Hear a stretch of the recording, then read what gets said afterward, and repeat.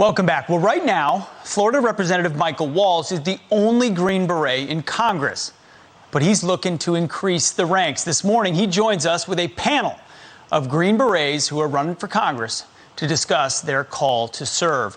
They include Derrick Anderson, who did 6 tours of duty before running for Congress in Virginia. Jay Collins, a Purple Heart recipient who served for more than 2 decades. He's running in Florida. Plus Pat Harrigan, a West Point grad with 2 Bronze Stars, and Christian Castelli, whose service included 5 tours in Afghanistan. Both are running in North Carolina. It's a whole lot of dudes on our screen right now. I love it. Warriors, Green Berets. It's great to see all of you. Congressman, let me start with you.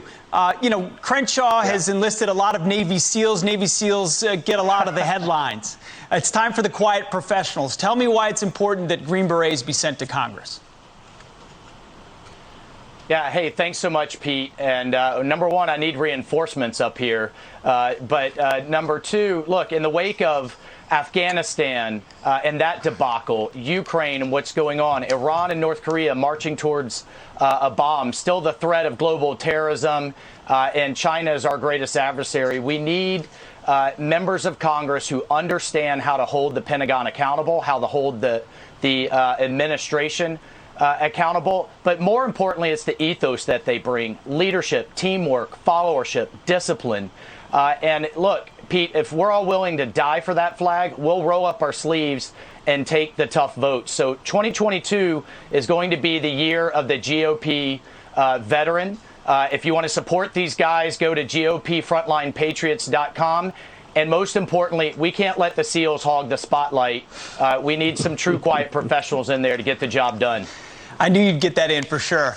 Let me say this. You're exactly right. There's nothing like watching a vet or someone who's worn the uniform ask questions of folks in the Pentagon. They're not used to those types of questions. Let me go around the horn with the question of why you're running and what you hope to do in Washington, D.C. Derrick Anderson, let me start with you. Hey, thanks again, Pete, for having me. The catalyst for me to run for office, and specifically in Virginia's 7th Congressional District, my home district, was watching the botched withdrawal in Afghanistan. I lost 5 of my guys, 2 of my Green Berets in Afghanistan, and I was pretty disgusted and disheartened at the Biden administration's lack of leadership during, and as we've seen since. And so that's what catapulted me into this race to run for Congress in Virginia's 7th Congressional District. And the Green Berets, our motto is one of them, besides quiet professionals, is De oppresse liber, which is to free the oppressed. And if we see everything going on in our country right now, whether it's crime spiking through the roof, whether it's record high inflation, whether it's a border that's causing serious national security issues, after 20 years of war in Afghanistan, Iraq, and in Syria, us Green Berets decided that it was time to step up. After all of that time and seeing everything that was going on, we took an oath to serve and defend our Constitution and our country. And so that's why you're seeing so many of my brothers that are up on the screen right now that are stepping up when our country is in truly a time of need. For sure. Jay Collins, same question. You're running in Florida. Why are you running? Well, first off, Pete, thank you for having me on. And, of course. That's a simple question. As Derrick mentioned there, we've seen a lot around the world. We have a lot of unique experiences. When you sit back and you watch where our country finds itself right now, the economy is tanking. Inflation's through the roof. Our border is a sieve. People are just leaking through on a daily basis. And then you talk about the withdrawal from Afghanistan and the projected weakness on the international stage. I think you see that those of us who sacrificed some remember, in our hearts, those who sacrificed all. And we didn't lose those friends and our allies and give up so many of our freedoms over time to watch our nation torn apart from within by failed leadership and failed policies. In the end, it comes down to those who can, should. And, who is it you send? You send me. We're volunteers. We're ready to serve our nation and continue it. I'm running in Florida 15, just northeast of Tampa Bay. This is our home. It's where our children are going to grow up, and God willing, we're going to grow old. It's true. You fight over there for the freedoms we cherish it here, and then we watch them slip away. Pat Harrigan, you're running in North Carolina. Why are you running? Hey, Pete, you're a combat veteran, and we all know as combat veterans and as special operators what it means to put service before self. And not only do we understand what that means, we've demonstrated it time and time and time again. And the problem that we have today is that we have self-interested career politicians in Washington who consistently are putting their own self-interests above the interests of the United States of America and the American people. And as we look around and we see that we're leading ourselves down the road to failed outcomes.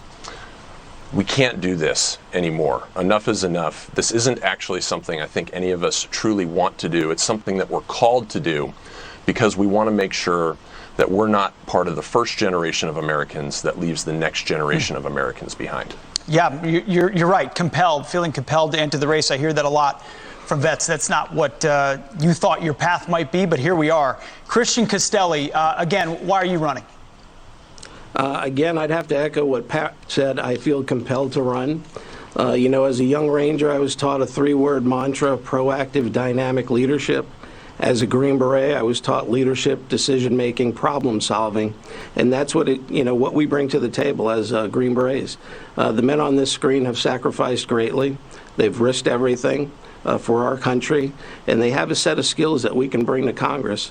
And given that opportunity, I think this is where America needs to get more folks with our type of background activated. And, I'd like to tell Mike Waltz, we got reinforcements on the way, Mike. Continue to hold down the fort. We're coming to help you out.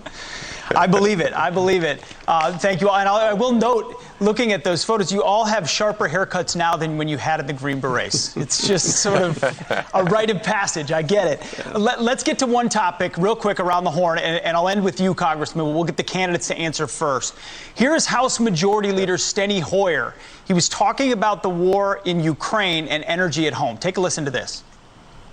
It's unfortunate that at a time of war that we spend all the time blaming our own president. We have the problem because Russia, second, third producer of petroleum products in the world, is an irresponsible dictatorship run by one man, essentially. I know there's a lot of politics here, but we're at war. So, Derrick, we'll go around the horn pretty quick. He says we're at war and criticisms of energy are unfounded. How would you approach that as a congressman? That's absolutely ridiculous, Pete. At the end of the day, gas prices have been soaring prior to the conflict in Ukraine. And that's the bottom line. That's a fact. And as the Democrats and the Biden administration have been doing over and over again, they want to walk away from the facts. They want to, push off the issues onto something else. They're a day late and a dollar short on almost everything that they get their hands on, whether it's Afghanistan, whether it's Ukraine, whether it's inflation or what have you.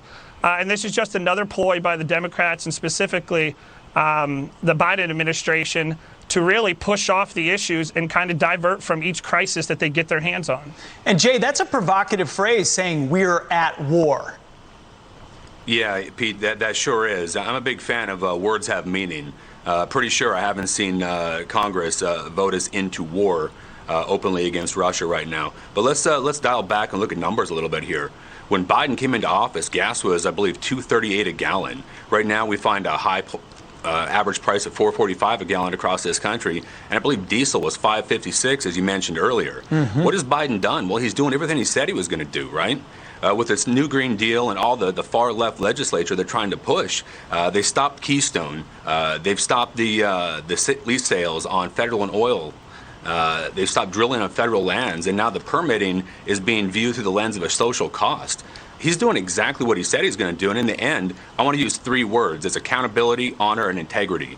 The Biden administration is not showing any honor. They have no integrity, and in the end, he's passing accountability on for every decision he makes and all the failures that he is truly responsible for. It's always blame somebody else. That's what Green Berets stand for. Exactly right. Pat, same question. You've been in war. What does that do to say that and then place the blame somewhere else? Well, it's definitely frustrating, Pete. And I'll tell you this. What Green Berets do is they plan. They plan for every contingency. And from a national perspective, having energy independence and not being reliant upon our foreign adversaries for our energy needs is absolutely paramount. And as the other Green Berets on this panel have said, President Biden has done exactly what he promised to do. And we're now shifting and deflecting blame to a conflict. And the reality is what the U.S. government is doing and the Biden administration is doing is simply asking the American people to suck up these costs on their back right now. And they're just deflecting the issue from the true cause, which is a lack of preparedness with our national energy policy. Christian, exit answer.